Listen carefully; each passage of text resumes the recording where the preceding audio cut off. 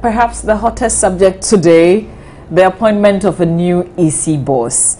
I got the message, I think, late in the evening, and we have a new EC boss who is a woman, really the first time that we've had a woman occupying the position. I just want to read a bit for you, and then we'll try and see if we can break the issues down. The dominant opposition party, NPP, has lauded Mrs. Charlotte Osei's appointment as the new electoral commissioner. Director of elections of the party, Martin J. Corsa, and I'm reading this from myjoyonline.com. Martin J. Corsa congratulated the new electoral commission chair and expressed confidence in her ability to deliver. Let me go down and try and tell you the beginning of this. Well, President Mahama, in accordance with Article 70, Clause 2 of the 1992 Constitution, appointed Mrs. Charlotte Kerstin Smith Osei as chair of the Electoral Commission of Ghana, becoming the first woman to hold the position since independence in 1957. Mrs. Osei, who takes over from Dr.Afari Gyan, was the chairperson of the National Commission for Civic Education until her appointment. So, what do we know? Aren't you happy? I am happy because she's a woman. Not only seriously, because she's a woman. First of all, because she's a woman. Not only because she's a woman, she is competent, intelligent, smart, and she has all what it takes to occupy their position. Okay. Before I convince myself of all the things you've said, I want to analyze what she's brought as NCCE boss, because I told you, I'm excited that she's a woman. That's fantastic.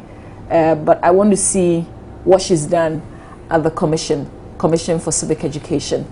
And then we can talk about what she brings. When we look at the NCCE over the years, the NCCE is mandated under the law to educate the citizens of our country of their rights and knowing what exactly they're expected as citizens. Can I just ask you to pause here? Let's engage Kwame Damwa Ajiman, Mr. former Chief Director of the Electoral Commission and Director for the Center for African Democratic Affairs. Maybe I can pass some of my questions to you. Good morning, sir. Thank you for your time.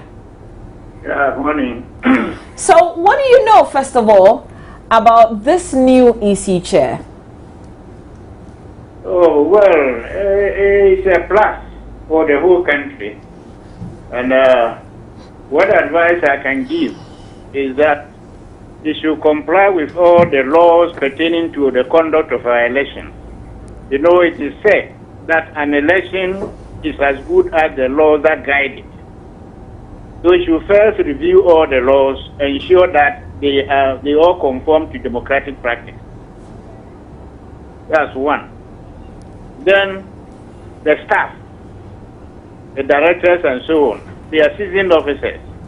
They should never leave them out. Constant consultation. And the same thing too, we should realize it's in a 7-member team. And so it should not act in isolation. Always African democratic practice is consultation and consensus. Get a consensus decision at the commission before you make any policy. And then you should institutionalize the planning of all exercises, in the sense that they have to get a calendar, usually 1 year calendar of activities that should happen. An election is a process, it's not an event. So you have to plan everything so that it goes one from the other to the other, and the election day will be the culmination factor. So all these things should be put in place, and with that and God on her side, she will succeed. Is it disappointing, though, that we didn't pick somebody from within the Electoral Commission as it is? You mean appointing somebody from within the Electoral Commission? Exactly. Well, the staff there are career officers, and you serve in any capacity within the country, the service of the public. But I would rather prefer that the policy-making body to be seen as such from the staff. The staff, they are technically inclined. It would have been good. But given the fact that the commission hasn't got a legal department, I will always advocate for at least one of the members in the at the top, that is 7, to have a legal background, especially for the interpretation of laws, so that you always be respecting the laws of the land. So I wouldn't advocate for internal appointments just for the sake of it, you see. Okay. You know, the other fear really is that maybe some people within the commission may not be too happy about this appointment. You know, before the appointment, several names came up, some even within the commission. Yeah. Well, it all depends. When you go in there and you call them off to the meeting, and just open up and let them know what is coming up. Everybody will just submit his internal or private interest. But if you go and you isolate yourself, that is where the antagonism will persist. So with barely some 18 months to the next general elections, do you think that that's enough time for her to settle in and be the head, direct the affairs of the 2016 elections? Well, she can settle in depending on how she manages the resources at hand. For instance, I talked about the director. They have gone through several phases of the election. And so the key thing is the calendar. If we have 18 months to the national election, they should first review the previous elections, what went wrong, what went good. Pick the good ones and try to rectify the bad ones. If it is the law, immediately you make it. And the election calendar, you prepare it by first focusing on the D-Day. If the election is 18 months ahead, know the election day. Fix it and work all the other processes that will be done to accumulate on the election day. Work it backwards. So that, for instance, if the DLE, which was annulled last time, if they had such a calendar, there would have been a slot for the new law that they were waiting to be passed. And it will have necessitated Parliament being recalled to sit even on Saturdays for the law to mature. The calendar will show a period. You will know when Parliament will be rising and so on. So that you work towards that. Serve them the necessary notices earlier.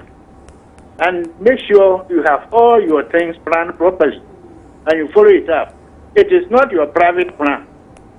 You prepare it, let your stakeholders, the political parties, the government itself, because you subsist on the government, the public first. So if you give them the prior notification that this is my calendar of activities, the total thing will cost so much. But these are the phases. That will make it easy for the government to release funds to you. You see? So that thing is very key, the calendar. So 18 months, plan an 18-month period, which will accumulate on the D-Day. I know there is this intervening one, the DLE, which has now been slated for somewhere August, September. But that one too needs a calendar. And that is even more involving than the national election. Because if you are going for electoral area, units, and so on, so many printing to be done. So I wish her well. Okay, and that's very important, coming from a former Chief Director of the Electoral Commission. I want to say thank you for your time, Mr. Kwame Damwa Ajimai. Thanks a lot for your contribution. That's a former Chief Director of the Electoral Commission and Director for the Center for African Democratic Affairs, joining us with some analysis. One, speaking from experience, and I think that he has raised all the critical questions. It's important that she works together with the rest of the directors there and then the other commissioners. And when she does that, then she's going to have the cooperation of all. And when you go into an institution as a leader, your conduct would actually be able to get that kind of commitment, the support you need, or it can also let you not get that support or the commitment you need from other staffs. So I think that one priority that she has to look at is that she should go there, work with all of them. Now, anybody who understands the political structures of our country, the commissioner only presides over the commission. But most of the work are done by the directors and the deputy directors. You have one in charge of finance, with the one with that in charge of operation, etc. So they compile all the results and report to the commissioner.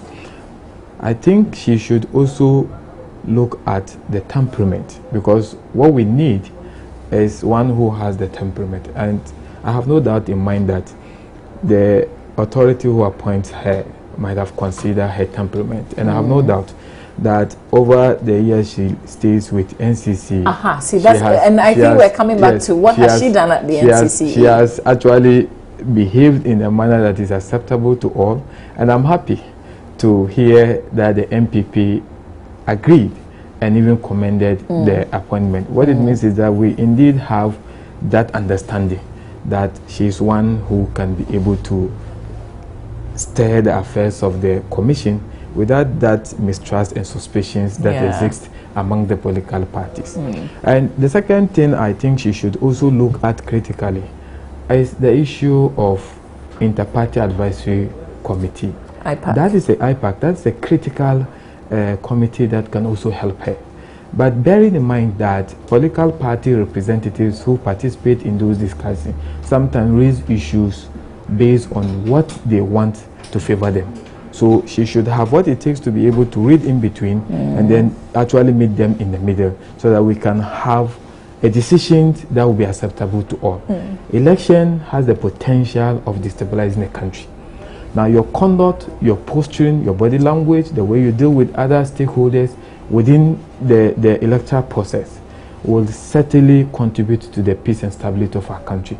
So I want, on the basis of that, commend her and congratulate her for this appointment, and those who actually sat down to think of a woman.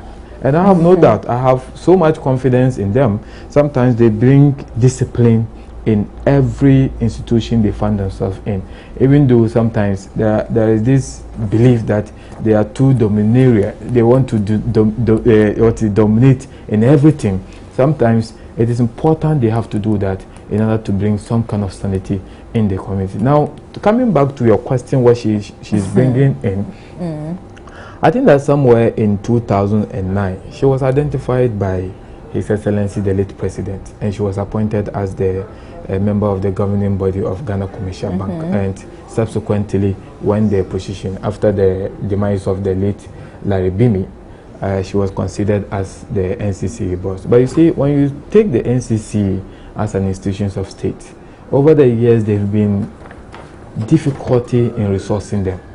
So in looking at the operation of the NCC with the little resources available to them, I can say without doubt that she has been able to manage the place very well. We have in the past difficulties between the Electoral Commission and the NCC as to which institution has the responsibility of educating citizens of our country in respect of how to vote and what to do, what is expected of them. But I think that largely it's important to mention that each of them certainly have that responsibility of ensuring that we educate our people. But it will be difficult to assess her in terms of her role in NCC, looking at the resources constraint that we've subjected that institution into. But I can say that with the little resources available, she has done her best. I have no doubt in mind that she would prove to the entire country as well as the world that indeed women have what it takes to be able to deliver. And this is a challenge. She's stepping into a very huge shoes of Afari Gyan. And Afari Gyan, some have commended him, others have decided to also negate his performance. But largely, I think that I want to take the commendation from the former General Secretary of New Patriotic Party, Dambuchi, who said that on the scale of 100%, he will give him 80%. Now, 80% in an examination is an excellent mark. And so it means that the man has discharged himself, and once she's stepping in, she should be mindful of the errors committed and then learn from it and improve upon the Electoral Commission. Okay. When we come back, we'll be joined by Alhaji Abubakar Siddiq Boniface. You're still here on AM Talk on the AM Show. Please do stay. I want your take on the appointment of the new EC boss. EC boss. Well, objectively, she has the qualifications to hold it, that position. But the only question I want to ask whether she has the experience to handle that position. What do you know? Well, I don't know anything about her. I only read about her CV. Okay, and if it is CV, then I think she can qualify. But as to whether she has held challenging positions of that sort, that is my question. Is that to say that being the boss of the NCCA is not challenging enough? My question is, why is it that we have experienced people in that place like Sule Onko who have worked for many years? Let's be honest to ourselves. Why was he there? Why was he promoted to that level? And in the end, is it that now people will then decide that, look, we'll be appointing people from outside. So when you get to a level like operations, commissioner, deputy commissioner in charge of operations, that should be your end. All commissioners should be appointed from outside. Are you disappointed that we didn't pick an EC boss from within the commission itself, but we had to go outside? Well, for that I'm disappointed. I was expecting that they should have appointed the an EC within, not without. I'll be honest with myself. But Honorable, you've heard the what are your expectations of her, though? What did the opposition say? From your, you see, this is what party, politicians don't realize. Where you see, when I'm coming to take a penalty shot, and my eye is going that way, that is not the exact spot I'm going to play the ball. So you see, you have followed the opposition and miscalculated your judgment. Oh no, I don't. Well, we have to end our conversation. Don't let your emotions We'll have to end our conversation. Thank you so much for your time. Thank you.